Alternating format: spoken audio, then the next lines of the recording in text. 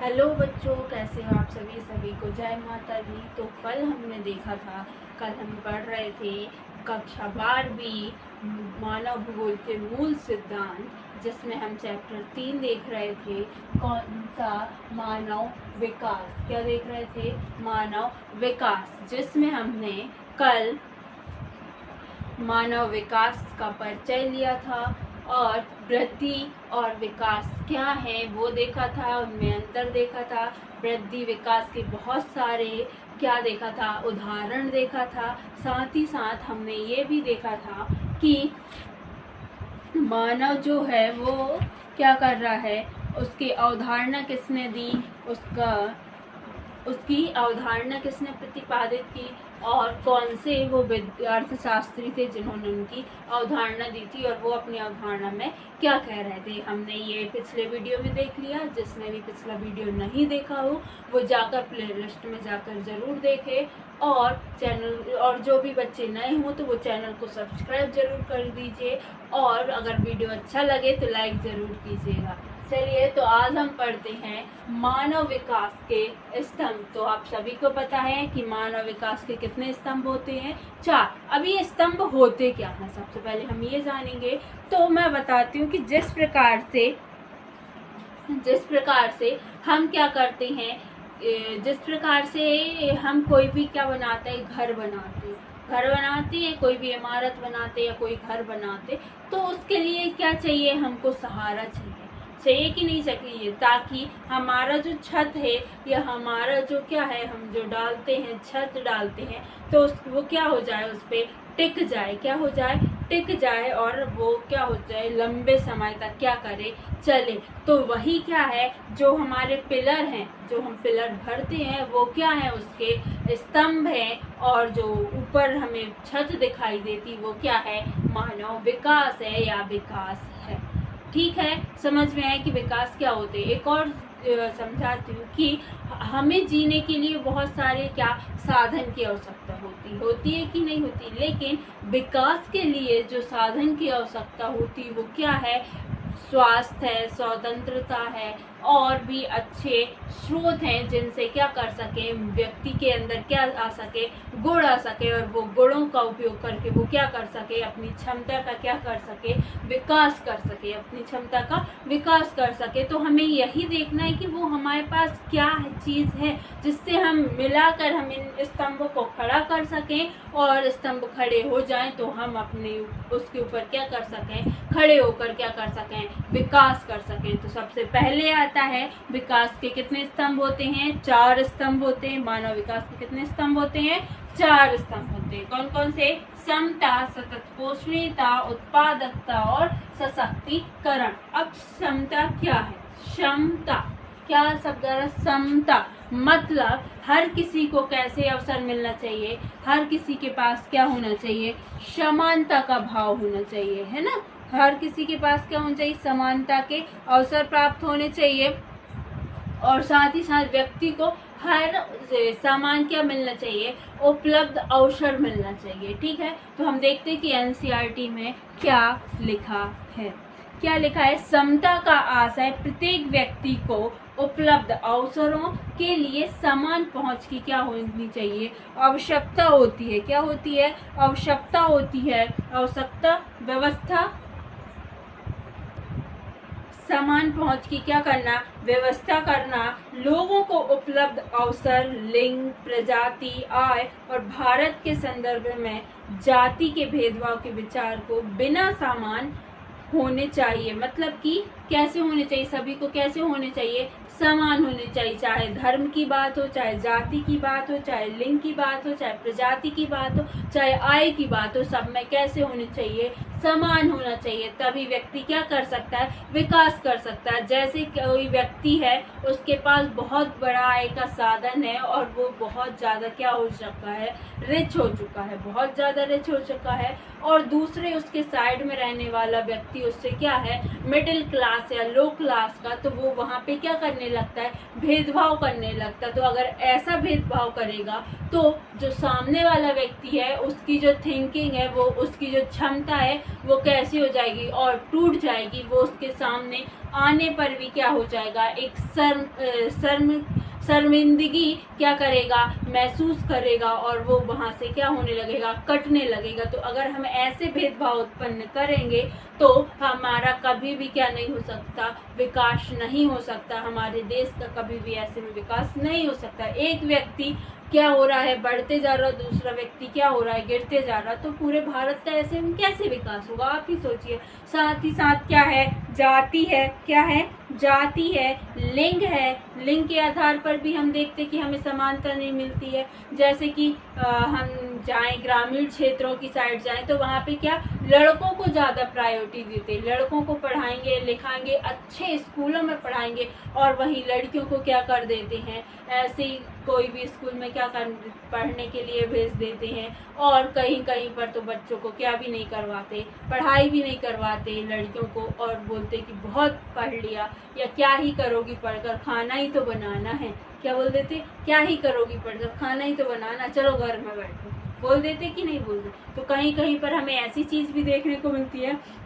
तो इससे क्या होता है कि व्यक्ति क्या हो जाता है, अपनी क्षमता या उसका विकास, ऐसे में जैसे लड़की पढ़ने नहीं गई, अब वो क्या हो गई, घर में बैठ गई, घर में बैठ गई, तो अब वो घर में बैठ के भी क्या करेगी, बस खाना पकाएगी, खिलाएगी और अपना जीवन व्यतीत करेगी, करेगी कि नहीं, शादी कर देंगे तो वहाँ पर भी खाएगी बनाएगी और अपना जीवन व्यतीत करेगी।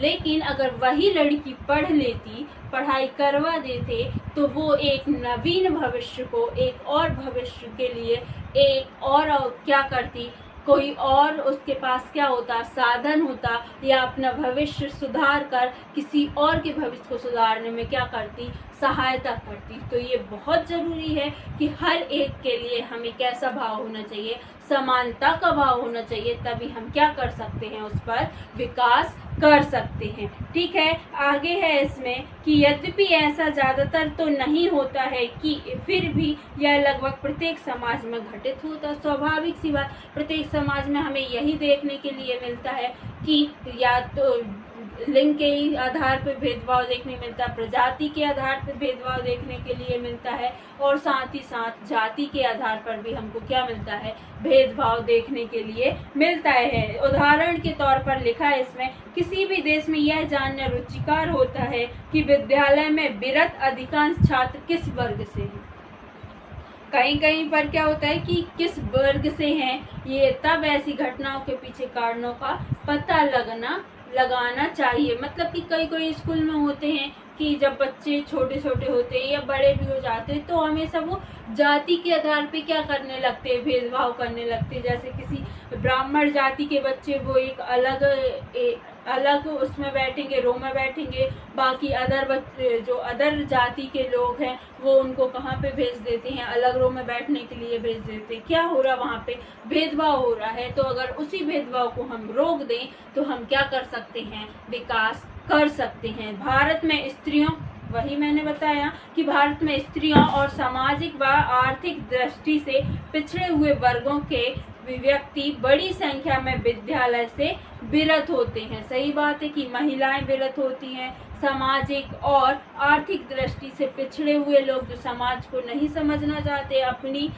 ही विचारधारा के अनुसार उनको चलाना चाहते, या आर्थिक जो निर्धन है, भौतिक निर्धनता है उनके पास, वो भी क्या हो जाते हैं, विद्यालय से क्या हो जाते हैं, विरत हो जाते हैं, या फिर विद्यालय से वंचित हो जाते हैं और उनको विद्यालय जाने का अवसर ही प्राप्त नहीं होता है। तो ऐसे वर्गों में क्या हो जाता है, इससे पता चलता है कि शिक्षा तक पहुंच न होना किस प्रकार के वर्गों में विकल्प को सीमित करता है। मतलब कि हर एक इंसान को क्या होना चाहिए, शिक्षा तक पहुंचना चाहिए। हमें किसी भी ऐसे अवसर को या किसी के भी अवसर को नहीं रोकना चाहिए कि वो शिक्षा प्राप्त ना कर सके, क्योंकि अगर एक व्यक्ति शिक्षित हो गया, जैसे कि किसी फैमिली में कोई एक भी व्यक्ति अगर शिक्षित हो गया, तो वो पूरी फैमिली क्या हो जाती है, धीरे धीरे क्या होने लगती है, शिक्षित होने लगती है। जैसे किसी एक व्यक्ति ने अपना कदम उठा लिया कुछ करने का, तो बाकी लोग भी उसकी हिम्मत जुटाने के लिए क्या हो जाते हैं, खड़े हो जाते हैं। लेकिन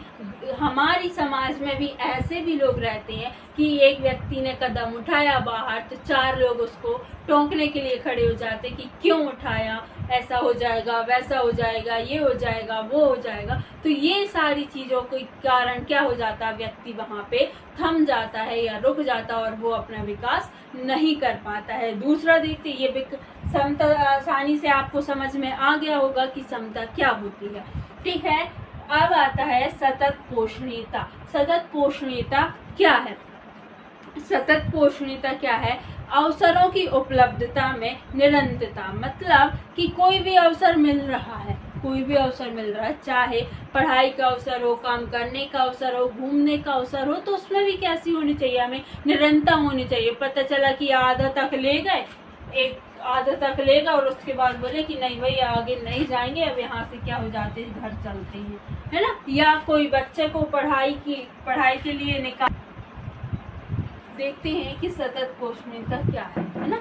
जैसे कोई बच्चा क्या हो रहा है कि फर्स्ट क्लास में पढ़ रहा है कोई, और उसको 8th तक पढ़ाया, 8th तक पढ़ाया, उसके बाद बोला कि बहुत पढ़ ली, अब चल घर बैठ खाना बनाइयो, खाना ही तो बनाना है। मतलब उसको कहाँ तक, आधा अधूरा पढ़ा दिया, पहली से 8वीं तक या फर्स्ट से 8th तक, और उसके बाद उसकी पढ़ाई क्या हो गई, रोक दिए। अगर वही लड़की पढ़ लेती, वही फिर से बोलूँगी कि पढ़ लेती, तो अपने जीवन का क्या करती, वो एक नवीन भविष्य को क्या करती, जन्म देती, और उससे मिलकर भी फिर क्या बनती, और अच्छे सामाजिक सुधार के लिए और अच्छा भविष्य निर्मित होता। तो क्या लिखा है, हम एनसीईआरटी में देखते हैं कि निर्वहन का अर्थ है अवसरों की उपलब्धता में निरंतरता। सतत पोषणीय मानव विकास के लिए आवश्यक है कि प्रत्येक पीढ़ी को समान अवसर मिले। समस्त पर्यावरणीय, वित्तीय एवं मानव संसाधनों का उपयोग भविष्य को ध्यान में रखकर करना चाहिए। इन संसाधनों में किसी भी एक का दुरुपयोग भावी पीढ़ियों के लिए अवसरों को क्या कर देगा, कम कर देता है। वही मैंने बताया कि किसी भी व्यक्ति का क्या कर देता है, पूरे भविष्य को क्या कर देता है, खत्म कर देता। अगर वही बच्ची, आखिर आपने भेजा तो उसको पढ़ाई तो करवाया, शिक्षित तो किया, लेकिन आधी अधूरी क्यों, पूर्णतः क्यों नहीं? अगर पूर्णतः होती तो वो भी क्या करती, एक अलग भविष्य को क्या करती, एक अलग भविष्य क्या करती, निर्मित करती।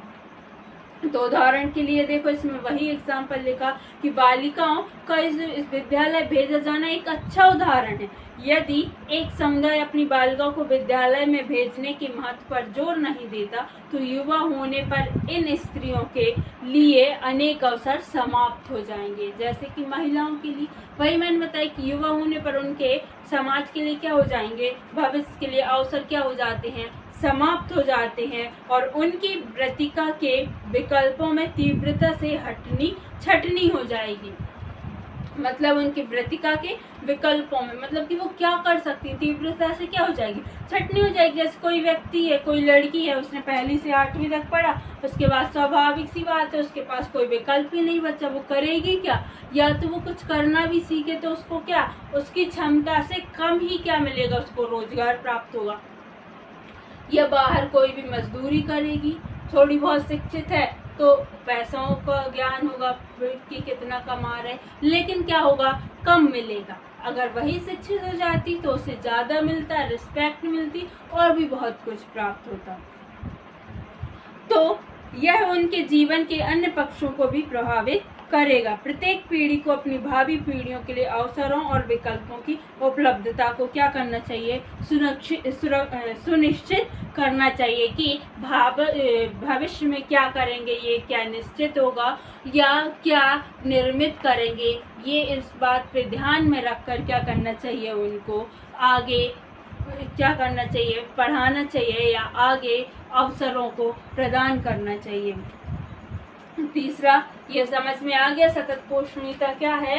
अपनी भाषा में समझाऊं तो सतत पोषणीयता क्या है, किसी भी काम को या किसी भी साधन जिसका हम उपभोग कर रहे हैं, जिसका हम क्या कर रहे हैं, अनुपालन कर रहे हैं, उस साधन को क्या करें, निरंतर में रखें ताकि वो एक लंबे टाइम पर तक क्या कर सके, अवसरों का क्या कर सके, उपयोग कर सके और नवीन लोगों को क्या कर सके, उसी के लिए अवसर प्रदान कर सके और एक अपना एक अलग क्या बना सके, भविष्य बना सके और नए भविष्य को क्या कर सके, निर्मित कर सके। वो क्या है, सतत पोषणीयता है। अब आते हैं उत्पादकता क्या है। क्या उत्पादकता क्या है। अभी तक हमने देखा कि सतत पोषणीयता क्या है। अब तीसरा देखते हैं कि उत्पादकता क्या है। उत्पादकता का अर्थ है मानव श्रम उत्पादकता अथवा मानव कार्य के संदर्भ में उत्पादकता है।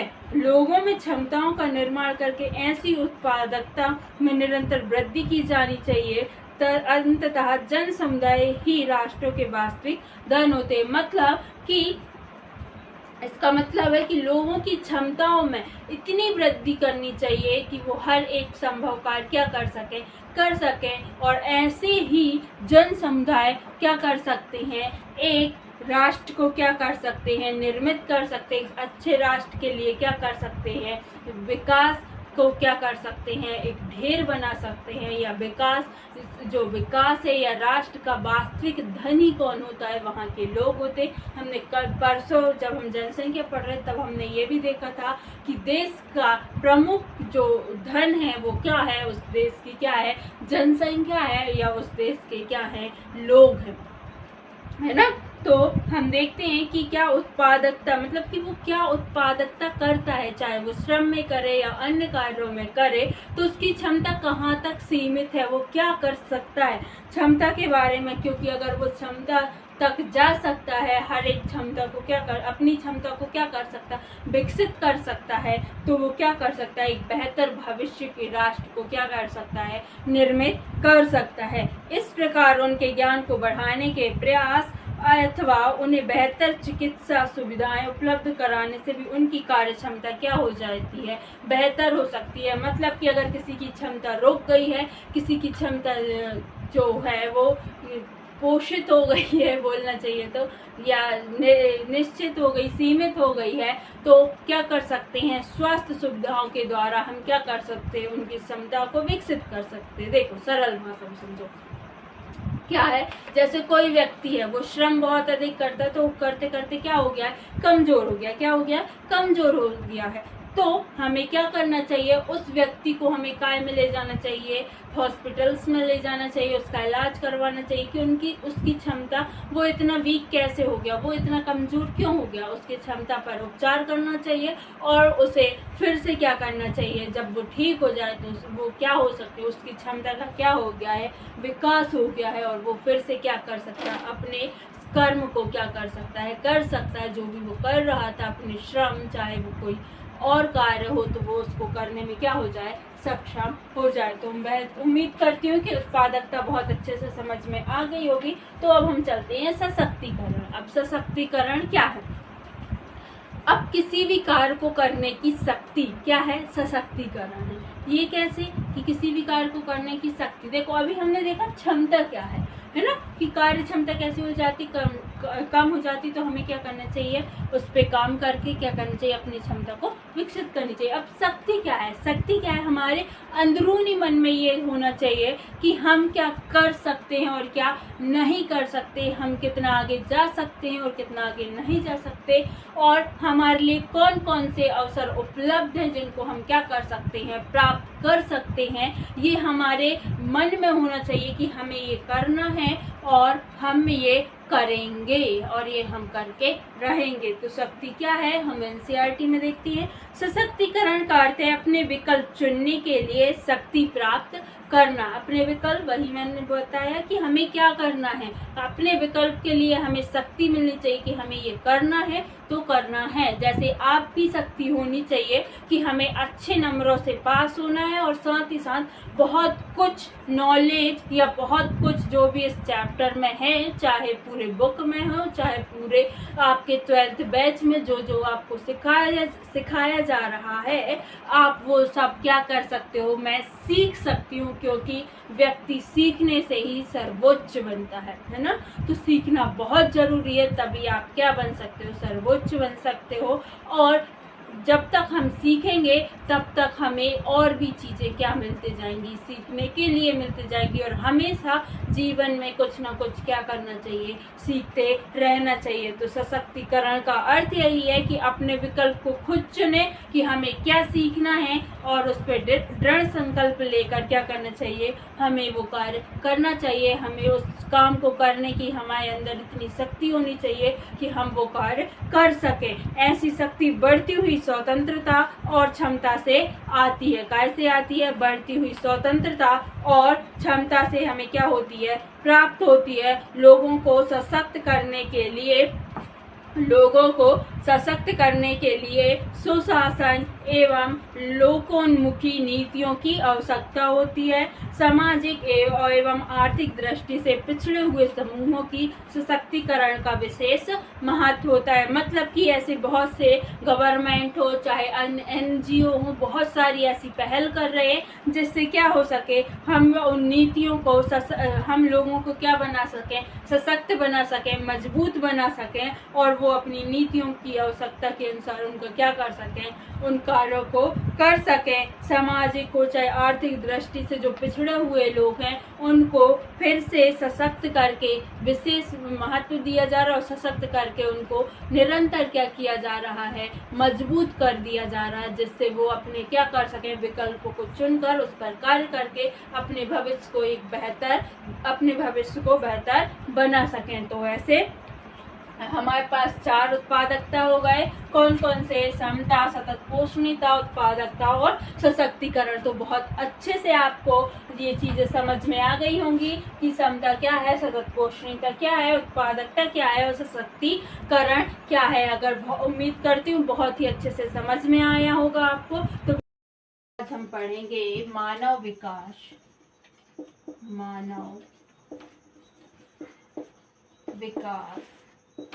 के उपगम। क्या है मानव विकास के उपगम? मानव विकास के उपगम क्या है कि विकास का तरीका क्या है। अभी हमने देखे स्तंभ, कि हम अपने स्तंभ से कैसे खड़े करके, सहारा क्या है हमारे जीवन जीने का, तो हम किन किन को अपना सहारा बना सकते हैं। अब क्या है कि उपगम मतलब कि हम किन तरीकों को अपना कर क्या कर सकते हैं, विकास कर सकते हैं। तो सबसे पहला हमारा उपगम है आय उपगम। क्या है ये? कितने उपगम है मानव विकास के? ये भी कितने हैं? 4 हैं। पहला है आय उपगम। क्या है? आय उपगम। दूसरा है कल्याण उपगम। कल्याण उपगम। कल्याण उपगम है ना। और तीसरा है निम्न आवश्यकता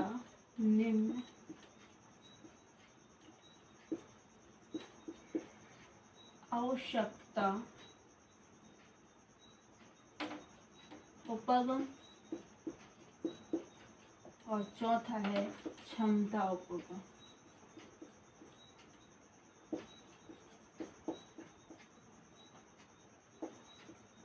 देखो मैं ये बता चुकी हूँ कि उपगम क्या होते हैं, किस तरीके से हम क्या कर सकते हैं, विकास क्या कर सकते हैं। जैसे कि समझाती हूँ कि कोई एक हमें किसी मंजिल तक पहुँचना है, ठीक है। तो हम क्या कर सकते हैं, मानव जो वृद्धि और विकास में हम जो अवधारणा है हमारी महबूब उल हक ने दी थी, उस अवधारणा से हम क्या कर सकते हैं, उस मंजिल को क्या कर सकते हैं, माप सकते हैं कि वो हमारे लिए सही मंजिल है या नहीं है। फिर आता है मानव विकास के स्तंभ। मानव विकास के स्तंभ क्या हो जाएंगे उस मंजिल के लिए? उस मंजिल के लिए रास्ता हो जाएंगे। क्या हो जाएंगे? रास्ता हो जाएंगे कि हमें किन रास्तों पर चलकर उस मंजिल तक क्या करना है, जाना है। फिर उसके बाद मानव विकास के उपगम क्या हो जाएंगे कि किस तरीके से हमें उस रास्ते पर चलना है ताकि हम क्या कर सके, अपनी मंजिल तक पहुंच सके। तो ये क्या है, हमें मानव विकास का क्या सिखाता है? तरीका सिखाता है, ढंग सिखाता है कि हमें किन तरीकों को अपनाकर क्या कर सकते हैं, हम मानव क्या कर सकते हैं, विकास कर सकते हैं। और फिर आता है मानव विकास का मापन। तो हम ये माप सकते हैं कि हमने कितनी रास्ता तय की, कितनी रास्ता चली, कितनी दूर से हम तय कर कर आए हैं। ये क्या है, हमारी मंजिल की रास्ता का क्या है, मापन हो जाएगा। या फिर बोलें कि मानव विकास का क्या हो जाएगा, मापन हो जाएगा। और आगे हम पढ़ेंगे अंतर्राष्ट्रीय तुलना कि हम ये वहां जाकर हम उस मंजिल पर पहुंचकर ये तय करेंगे कि हम उस तुलना में कितने आगे हैं और कितने पीछे हैं, और किन किन साधनों का हमने उपयोग किया है और किन साधनों का हमने उपयोग नहीं किया। और हमारे दूसरे वाले जो हमारा दूसरा जो कॉम्पिटिटर था उसने कितने साधनों का उपयोग किया है और कितने साधनों का उपयोग नहीं किया है, और उसका कितना विकास हुआ, उसने इस रास्ते में क्या सीखा है, और हमारा कितना विकास हुआ, हमने इस रास्ते में क्या सीखा है। तो ये सारी चीजें हम किसके अंतर्गत पढ़ते हैं, मानव विकास के। तो इन चंद लाइनों में, इन छोटी सी लाइनों में मैंने पूरा मानव विकास को आपको समझा दिया। तो अब हम देखेंगे कि मानव विकास के उपगम कौन कौन से होते हैं, या मानव विकास के तरीके क्या क्या होते हैं। तो सबसे पहले देखेंगे हम आय उपगम। आय उपगम मतलब कि विकास करने के लिए हमें आय की आवश्यकता होगी। कहना है वृद्धि विकास क्या क्या है, आय उपगम। अगर आपकी आय अच्छी है ना, जितनी अच्छी आपकी आय होगी उतना ही ज्यादा आप क्या कर सकते हैं, विकास कर सकते हैं। जैसे कि आपके पास आय का साधन बहुत अच्छा है, बहुत अच्छे आप पैसे छाप रहे हैं, बहुत अच्छे पैसे आपके पास आ रहे हैं, तो आप क्या कर सकते, उन पैसों का यूज करके आप क्या कर सकते, अपनी दैनिक आवश्यकताओं की क्या कर सकते हैं, पूर्ति कर सकते हैं, और एक बेहतर तरीके का जीवन क्या कर सकते हैं, आप जी सकते हैं। आपको किसी भी प्रकार की क्या नहीं होनी चाहिए, आपको किसी भी प्रकार का समस्या उत्पन्न नहीं होगी। क्यों? क्योंकि आपके पास पैसा होगा तो स्वास्थ्य सुविधा होगी, चिकित्सा शिक्षा अच्छी मात्रा में मिल जाएगी, अच्छा से अच्छा आप सीख सकोगे, अच्छा से अच्छा खा सकोगे, अच्छा से अच्छा पहन सकोगे, और भी जितनी बहुत सारी ऐसी लग्जरी लाइफ है वो उसको आप क्या कर सकते हो, जी सकते हो, और अपने जीवन को क्या कर सकते हो, सार्थक बना सकते हो। और उसी के साथ क्या कर सकते हो, मानव क्या कर सकता है, विकास कर सकता है। तो आय उपगम होना बहुत जरूरी है, तरीका बहुत जरूरी है कि हमें आय के क्या होने चाहिए, साधन होने चाहिए, जिससे हम आय क्या कर सकें, प्राप्त कर सकें। क्योंकि जितनी अच्छी आय होगी उतना अच्छा क्या होगा, विकास होगा। तो अब देखते हैं कि एनसीईआरटी क्या कह रही है आय उपगम के बारे में। तो एनसीईआरटी कहती यह मानव विकास के सबसे पुराने उपगमों में से एक है। सबसे पुराना, पहले भी क्या करते हैं लोग, आय को क्या मानते थे, अपनी वृद्धि मानते थे, अपना विकास मानते थे, और क्या करते थे, अब बस पैसा कमाया जा रहा है, कमाया जा रहा है। तो ये सबसे पुराना क्या है, तरीका है। इसमें मानव विकास को आय के साथ जोड़कर देखा जाता है। इसमें क्या कर सकते हैं, मानव को क्या कर सकते हैं, विकास के साथ जोड़कर क्या कर सकते हैं, देख सकते हैं। विचार यह है कि आय का स्तर किसी व्यक्ति द्वारा भोगी जा रही स्वतंत्रता के स्तर को परिलक्षित करता है। आय का स्तर ऊंचा होने पर मानव विकास का स्तर भी कैसा होता जाता है, ऊंचा होते जाता है। तो मैं उम्मीद करती हूँ कि बहुत अच्छे तरीके से आय उपगम आपको समझ में आ गया होगा। अब आते हैं कल्याण उपगम क्या होता है। आय उपगम में लिख लो, आय का स्तर ऊंचा होगा, जितना ऊंचा होगा वह इतना ऊंचा क्या होगा, मानव विकास होगा। तो लिख लो, सबसे पहले लिखो कि यह पुराना उपगम है, यह है सबसे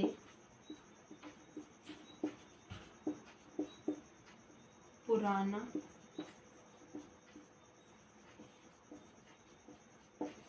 उपगम है, ठीक है। और इसके बाद ये कि हम इसे मानव विकास को आय के साथ जोड़कर देखा जाता है। ये नहीं लिखना, फिर लिखो आय का स्तर ऊंचा होने पर मानव विकास का भी स्तर ऊंचा होगा। तो लिखो आय का स्तर, आय का स्तर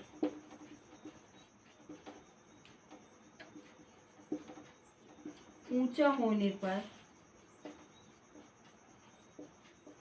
मानव विकास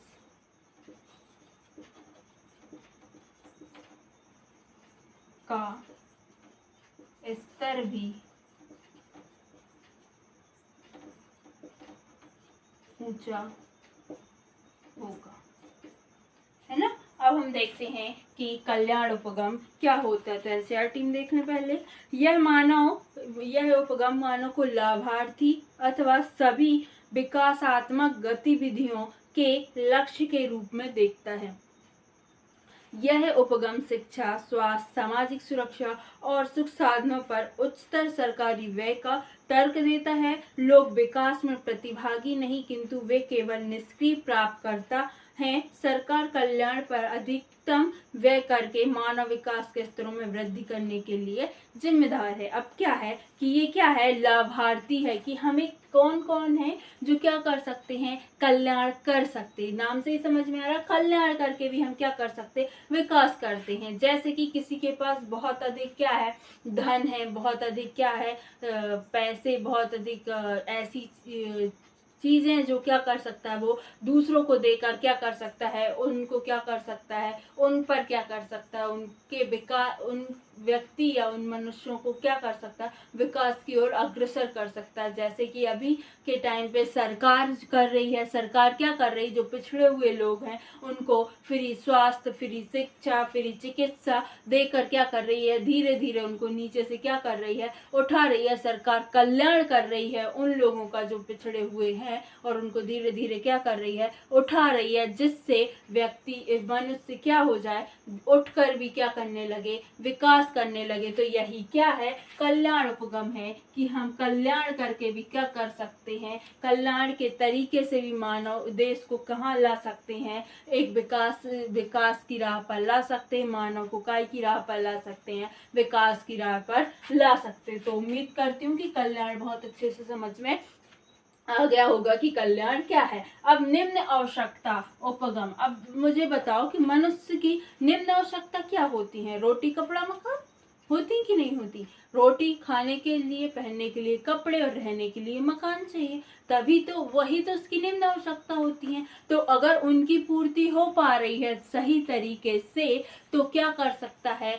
उनकी पूर्ति के बाद जो भी उनका मतलब जो भी आय उनसे बचती है, उसको वो काय में लगा सकता है, विकास में लगा सकता है, शिक्षा प्राप्त कर सकता है ना। तो आजकल क्या निम्न आवश्यकता, पहले रोटी कपड़ा और मकान था, लेकिन आज की आवश्यकता, निम्न आवश्यकता क्या बन गई है, स्वास्थ्य, शिक्षा और वो भोजन, पानी और रहने के लिए आवास, है ना। वही चीज है, कुछ चीजें ऐड हो गई है उसमें। तो देखते हैं एनसीईआरटी क्या कहती है। क्या है, आधारभूत या निम्न आवश्यकता उपगम। इस उपगम को मूल रूप से अंतर्राष्ट्रीय श्रम संगठन ने प्रस्तावित किया था। इसमें 6 न्यूनतम आवश्यकताओं जैसे स्वास्थ्य, शिक्षा, भोजन, जलापूर्ति, स्वच्छता और आवास की पहचान की गई थी। क्या की गई थी, इसके अंतर्गत क्या क्या रखा था, इसके अंतर्गत क्या रखा है, पहला आता है स्वास्थ्य, दूसरा आता है शिक्षा, और तीसरा कितने तत्व रखे हैं, 6। किसने रखे हैं, किसने ये 6 तत्व रखे हैं, किसने रखे हैं, ये रखे हैं अंतर्राष्ट्रीय श्रम संगठन ने। कितने, ये नहीं लिखते, कौन कौन से हैं 6 तत्व जिससे हम निम्न आवश्यकता उपगम बन सकते, तरीका बन सकते, स्वास्थ्य, शिक्षा, भोजन, पानी की पूर्ति, ठीक है, 5वां है स्वच्छता,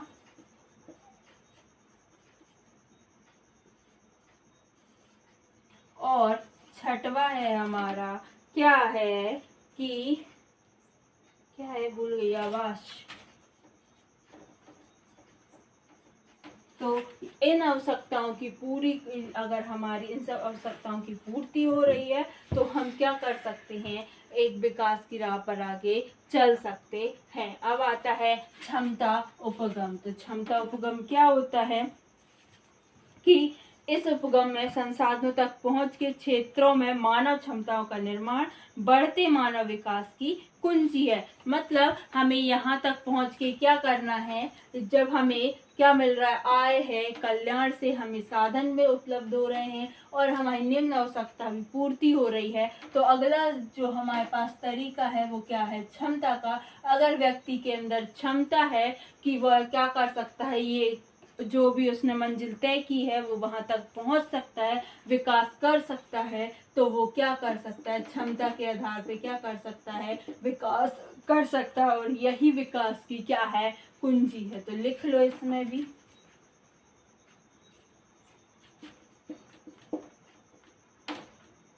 संसाधनों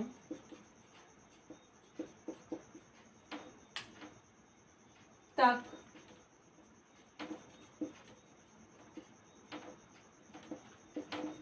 पहुंच के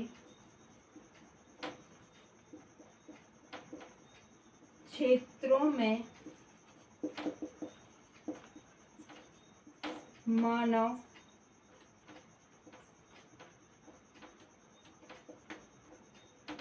क्षमताओं का निर्माण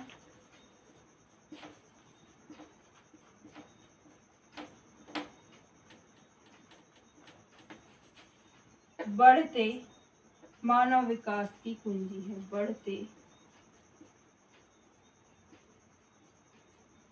मानव विकास की कुंजी है। ठीक है, उम्मीद करती हूँ कि बहुत अच्छे से समझ में आया होगा। इसमें भी लिख लो शिक्षा, स्वास्थ्य,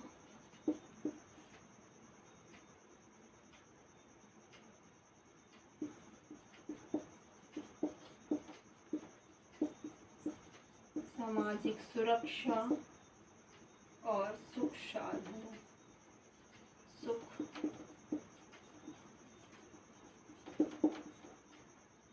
साधनों पर कल्याण करना।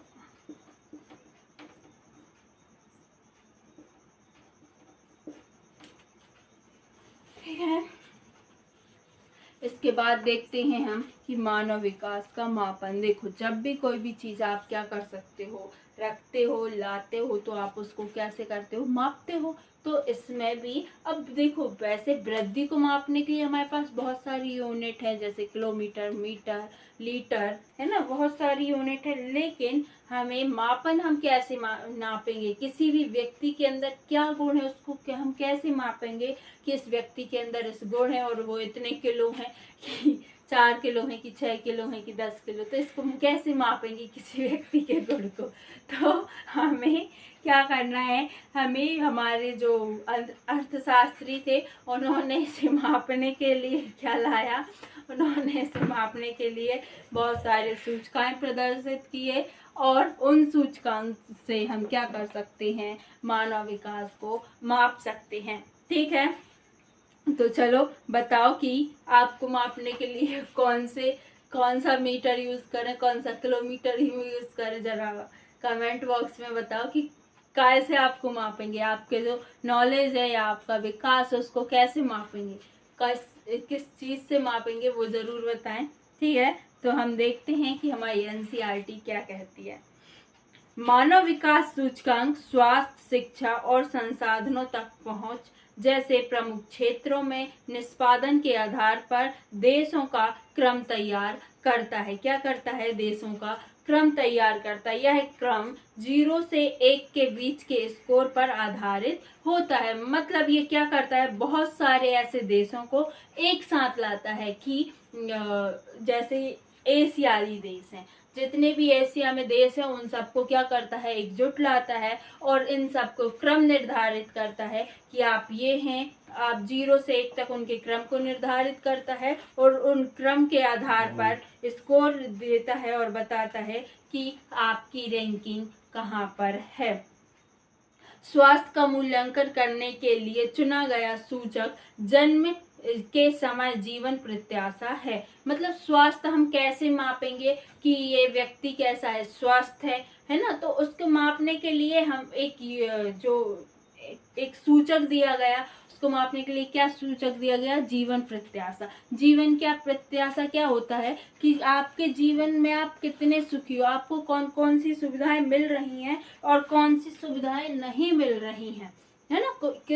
कौन सी सुविधाएं मिल रही हैं और कौन सी सुविधाएं नहीं मिल रही हैं, और किन का आप संयोग कर रहे हो और किन का आप उपयोग नहीं कर रहे हो, और कौन सी चीजें जो आपके गुणात्मक, आपके व्यवहार, आपके कल्चर, आपकी कल्याण और आपकी आय, आपका बोलना चाहिए कि आपकी आवश्यकता और आपकी क्षमता को प्रदर्शित करते हैं। अगर ये सभी चीजें आपको प्रदर्शित करने में आप सक्षम हैं, आप सशक्त हैं, तो आपकी जीवन प्रत्याशा कैसी है, बहुत ही अच्छी है, बहुत ही निपुण है ना। तो हम जीवन प्रत्याशा, उच्चतर जीवन प्रत्याशा का अर्थ है लोगों के पास अधिक दीर्घ और अधिक स्वस्थ जीवन जीने के क्या हो सके, ज्यादा अवसर हो सके, उसे क्या बोला जाएगा, जीवन प्रत्याशा बोला जाएगा। जैसे कि स्वास्थ्य को मापने के लिए कौन सी इकाई उन्होंने ला दी, जीवन प्रत्याशा ला दी। फिर प्रौढ़ साक्षरता, साक्षरता को मापने के लिए कौन सी इकाई आई,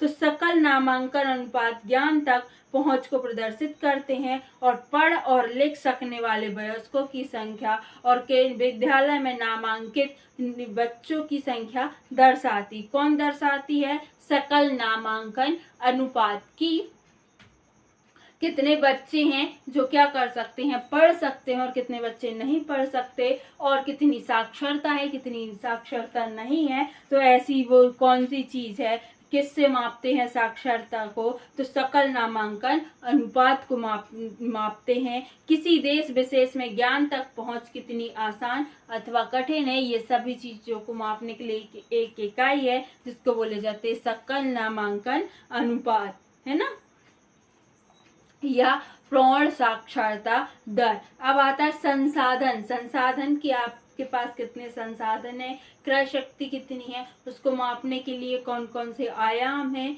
ना, कौन कौन से सूचक हैं, उनको देखेंगे। फिर आता है कि मानव विकास सूचकांक, कि आपका विकास कितने हुआ। जैसे कि स्कोर 1 के जितना निकट होता है मानव विकास का स्तर उतना ही अधिक होता है। जैसे हम 2 यूनिट ले लें, कोई 2 देश ले लें, मतलब 2 यूनिट नहीं,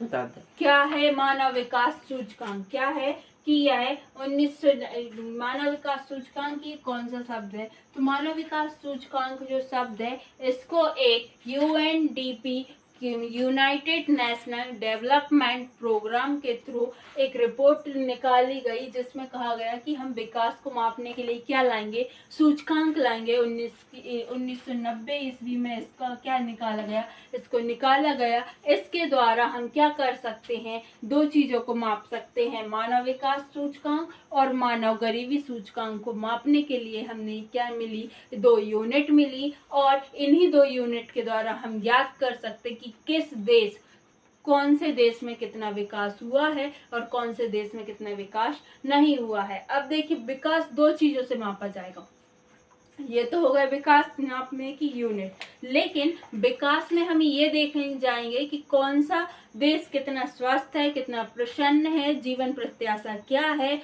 ना, और उसकी प्रौढ़ साक्षरता दर क्या है, उसके अकॉर्डिंग क्या देखा जाएगा कि वो कितने विकास हैं। तो ऐसे ही 0 से लेके 1 तक क्या कर सकते हैं, इनके स्कोर दिया जाता है विभिन्न देशों में कि 0 से लेके 1 तक स्कोर दिया जाता है, और उन देशों के क्रम के आधार पे क्या करी जाती है, स्कोरिंग की जाती है कि किस देश में कितना क्या है, कितना विकास हुआ है और कितना विकास नहीं हुआ। जो विकास के या 1 के सबसे नजदीक होता है, जो 1 के सबसे अधिक पास होता है, उस देश का विकास स्तर सबसे ऊंचा होता है। क्या होता है? उस देश का विकास स्तर सबसे ऊंचा होता है। तो यही है, ये पढ़ लेते कि ये क्या है। पहले, मानव विकास सूचकांक प्रतिवर्ष संयुक्त राष्ट्र विकास कार्यक्रम मानव विकास प्रतिवेदन प्रकाशित कर रहा है।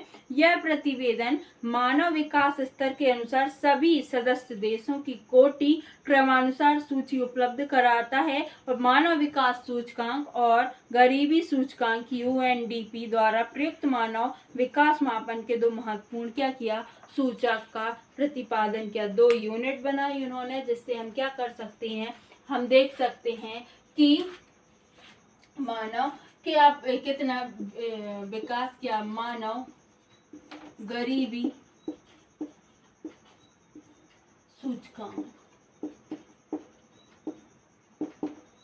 ये भी 90 में आई और इसको प्रतिपादन किसने किया? यूएनडीपी, मतलब यूनाइटेड नेशन राष्ट्रीय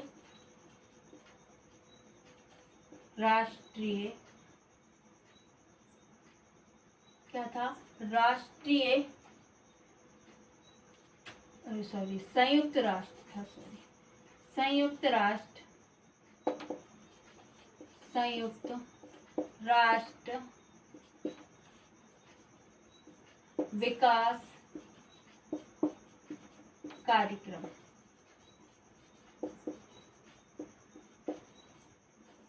यूनाइटेड नेशनल डेवलपमेंट प्रोग्राम, है ना, जिसके द्वारा 2 सूचकांक, 2 इकाई मिली हमको, मानव विकास सूचकांक और मानव गरीबी सूचकांक, जिसमें इस जो भी देश इस यूनिट जो भी इस संघ में शामिल होता है, इस कार्यक्रम में शामिल होता, उस देश में उनके हिसाब से उनकी क्या की जाती है? रैंकिंग की जाती है। और उस रैंकिंग के द्वारा क्या निर्धारित किया जाता है कि किस देश में कितना विकास हुआ है और किस देश में कितना विकास नहीं हुआ है।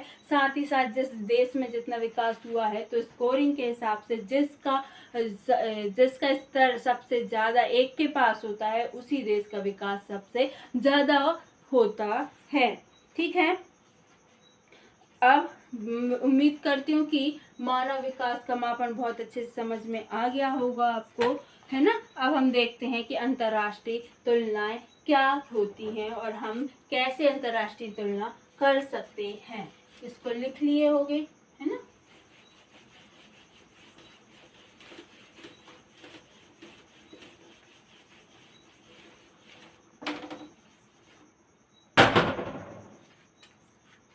अब हम देखेंगे अंतर्राष्ट्रीय तुलनाएं।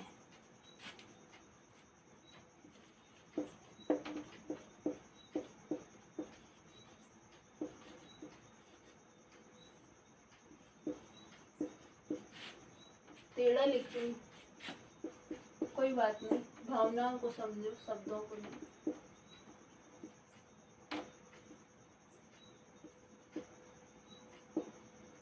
अंतर्राष्ट्रीय तुलनाएं क्या होती है? सबसे पहले अंतर्राष्ट्रीय क्या है? अंतर्राष्ट्रीय क्या है? अर्थशास्त्र पढ़ते हो तो पता होगा कि अंतर्राष्ट्रीय क्या है। अंतर्राष्ट्रीय क्या है कि कोई और देश, जैसे कि हम अपने भारत देश में रहते हैं और अगर हम भारत देश से बाहर जाएंगे तो हमारे लिए वो क्या हो जाएगा? अंतर्राष्ट्रीय देश हो जाएगा।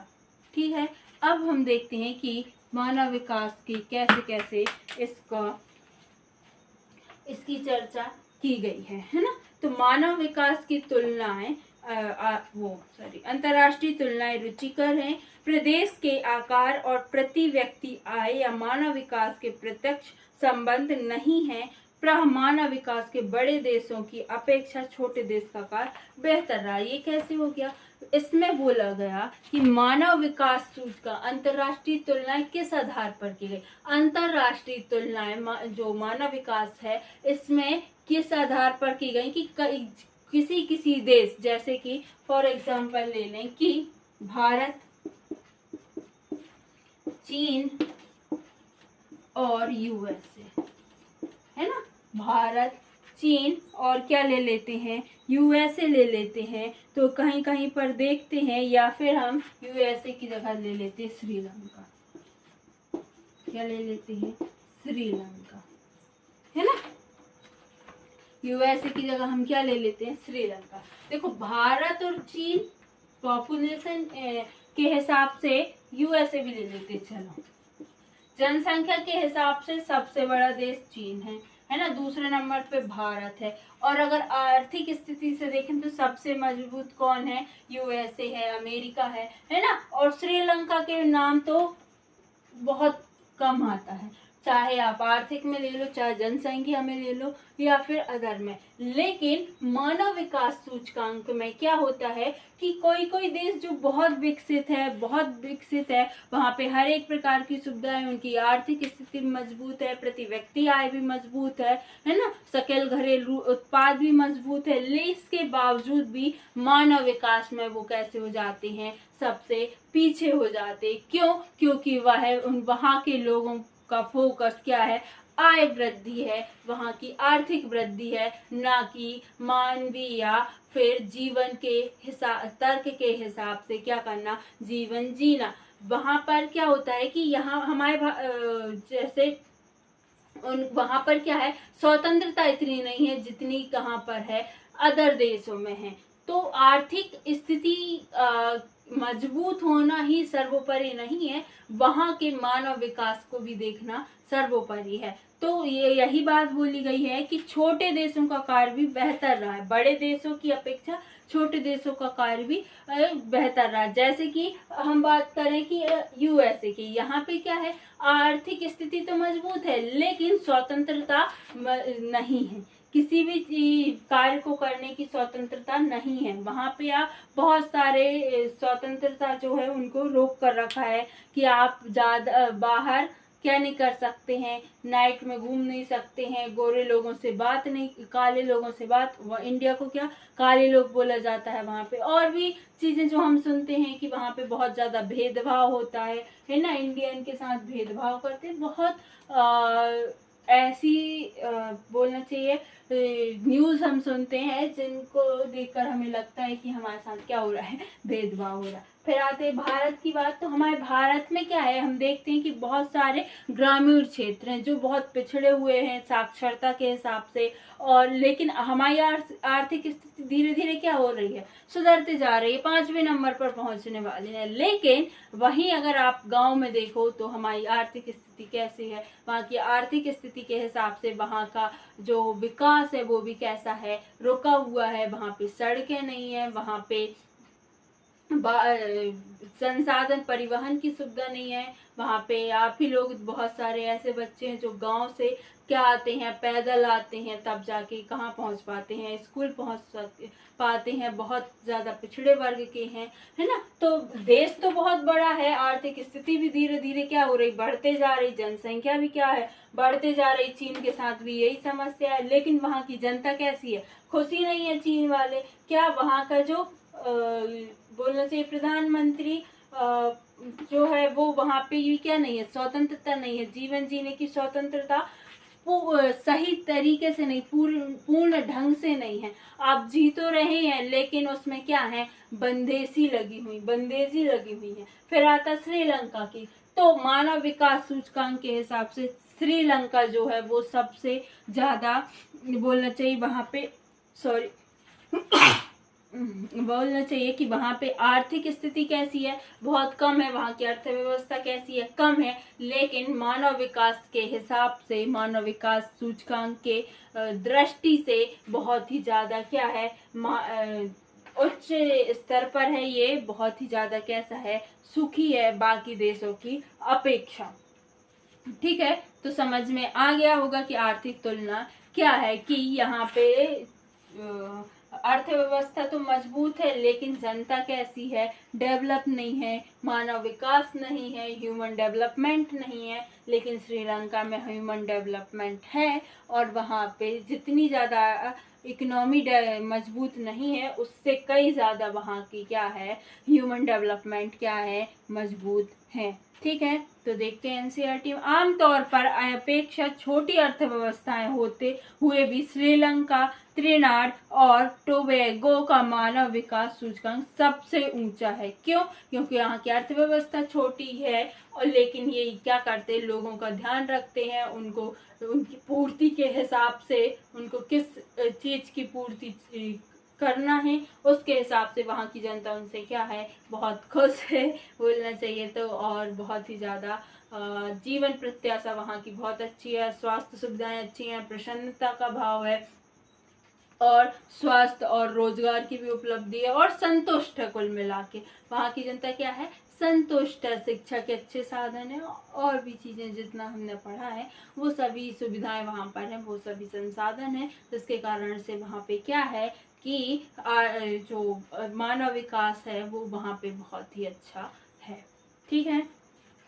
फिर अर्जित मानव विकास स्कोर के आधार पर देशों को 4 समूहों में वर्गीकृत किया जाता है। कौन कौन से? अति उच्च, उच्च और मध्यम और निम्न वर्ग के। मानव विकास का स्तर जैसे उच्च है तो वो कहाँ पर रहेगा, 0 से 800 से ऊपर ही रहेगा, तो सबसे उच्च वाला आ जाएगा। ऐसे लगभग लगभग कितने देश हैं, 66 देश हैं। फिर उच्च इसमें लगभग लगभग कितने हैं, 53 देश हैं। फिर मध्यम के जो 550 से 0.699 के बीच रहता है, इसमें लगभग 37 देश हैं। और निम्न जिसमें 0.54 से नीचे रहते हैं, इनमें लगभग 33 देश हैं। ठीक है। सबसे उच्च सूचकांक जो है वो किसका है, नॉर्वे देश का है, उसके बाद आयरलैंड का है, फिर स्विट्जरलैंड का, हांगकांग चीन का, फिर आता है Iceland, Germany, Sweden, Australia, Netherland and Denmark, है ना। तो सबसे उच्च मूल वाले सूचकांक वाले देश आपके बुक में लिखे हुए हैं कि कौन कौन से हैं। ठीक है। तो अब हम देखते हैं कि हमारे भारत की कौन सी रैंकिंग। तो मानव विकास सूचकांक में 2006 के अनुसार हमारे भारत की रैंकिंग 126वें नंबर पर थी, जो 2020 में 131वें नंबर पर आ गई। मतलब और क्या हो गए हैं, हम नीचे चले गए हैं। ठीक है। बाकी इसी के साथ हमारा चैप्टर आज खत्म होता है। अब हम देखते हैं कि सबसे महत्वपूर्ण क्वेश्चन कौन कौन से हैं। वीडियो अच्छा लगा हो तो लाइक जरूर कीजिएगा, और जो भी बच्चे नए हों वो चैनल को सब्सक्राइब कर लीजिए और बेल आइकन ऑन कर लीजिए, ताकि आने वाले वीडियो आपको मिलते रहें। अब हम देखते हैं कि सबसे महत्वपूर्ण क्वेश्चन कौन कौन से इस चैप्टर में। ठीक है। तो इसके सबसे महत्वपूर्ण क्वेश्चन है, सबसे पहला है कि मानव विकास सूचकांक क्या है। नोट कीजिए, मानव विकास सूचकांक क्या है। पहला है, फर्स्ट है मानव विकास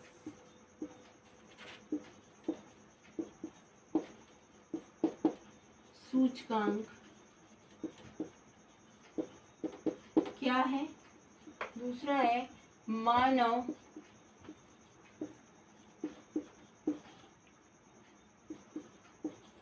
गरीबी सूचकांक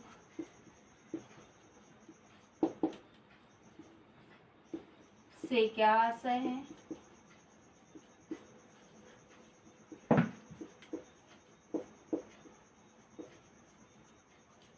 तीसरा है, क्या है कि मानव विकास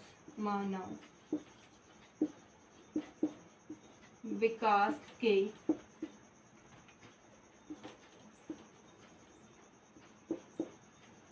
स्तंभ कौन कौन से हैं। कौन कौन से हैं। चौथा, मानव विकास के उपगम लिखिए।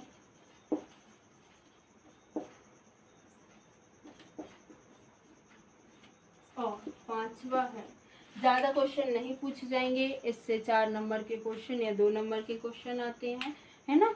फिर है विकास, हाँ, फिर है मानव विकास की अवधारणा। मानव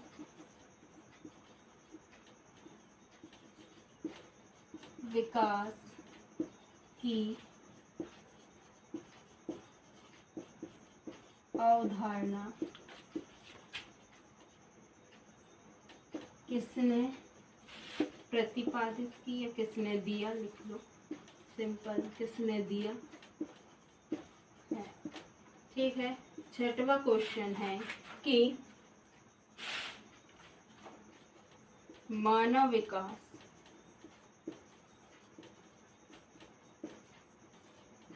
की को मापने की इकाई क्या है। तो ये सभी क्वेश्चन मैंने आपको बहुत अच्छे से समझाए हैं, है ना। तो अगर चीज़ें समझ में आ गई हों तो रटने की ज़रूरत नहीं है, आप मन से भी इन क्वेश्चन के आंसर लिख सकते हो जो आपको समझ में आया है बेहतर तरीके से। तो उम्मीद करती हूँ कि ये बहुत अच्छे से आपको समझ में आ गया होगा और ये मोस्ट इम्पोर्टेंट क्वेश्चन है जो आपके पेपर में आ सकते हैं, क्योंकि मुझे लगभग ये वही क्वेश्चन है जो अभी तक आए हैं और आ भी सकते हैं। ठीक है, तो चलते हैं। अब विदा लेने की बारी आई। तो आप लोग चाहे वीडियो अच्छा लगा हो और क्लासेस अच्छी लगी हो, सारी चीज़ समझ में आई हो, तो वीडियो को लाइक ज़रूर कीजिएगा और कमेंट में बताइएगा कि कैसी लगी क्लासेस।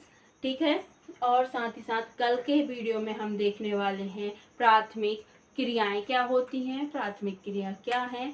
तो कल हम देखेंगे, कल हम पढ़ेंगे इकाई 3 क्या ये प्राथमिक क्रियाएं। तो आपने अगर ब्लूप्रिंट देखा होगा तो सबसे ज़्यादा प्रश्न पूछने वाले, सबसे ज़्यादा अंक देने वाली इकाई यूनिट 3 है जो कल से स्टार्ट होगी। तो आप ज़रूर देखिएगा और ऐसी ही आसान भाषा में समझने के लिए अपनी बुक को और उस चैप्टर के कॉन्सेप्ट को आसान भाषा में समझने, आसान और सरल भाषा में समझने के लिए मुझे ज़रूर देखिए और मुझे फॉलो कीजिए।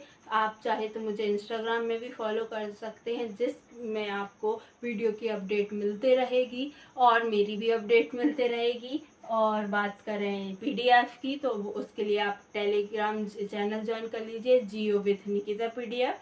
तो उसमें आपको सारी क्लासेस के क्या मिल जाएंगे, पीडीएफ मिल जाएंगे और साथ ही साथ आपको उसमें क्वेश्चन आंसर के भी पीडीएफ मिलेंगे, ब्लूप्रिंट पीडीएफ मिलेंगे एंड जो भी हम वीडियो डालते हैं उसके क्या मिलेंगी, लिंक मिलेंगी। तो बनी रहिएगा, माता की भक्ति कीजिए, करते रहिए और उनकी भक्ति में रमते रहिए। सुबह पढ़ाई, शाम को पूजा, शाम को सुबह भक्ति, शाम को पढ़ाई। जैसे भी आप करना चाहें आप कर सकते हैं, चाहे तो आप सुबह ही दोनों चीज़ें कर सकते हैं, क्योंकि हमारी क्लास ज़्यादातर 8 से 9 के बीच में अपलोड होती है। तो आप दोनों ही क्लास अटेंड कर सकते हैं और कमेंट में मुझे ज़रूर बताइएगा कि आपके लिए सुटेबल टाइम कौन सा है, कब आप आ सकते हैं जिसमें मैं आपको लाइव पढ़ा सकूं, ताकि मुझे आपके टाइम के बारे में ज़्यादा पता नहीं है जिस कारण से मैं नहीं पढ़ा पाती हूँ लाइव।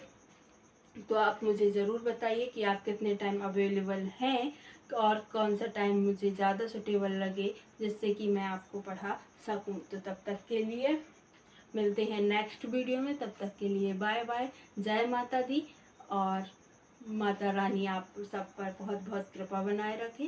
चलते हैं, बाय बाय।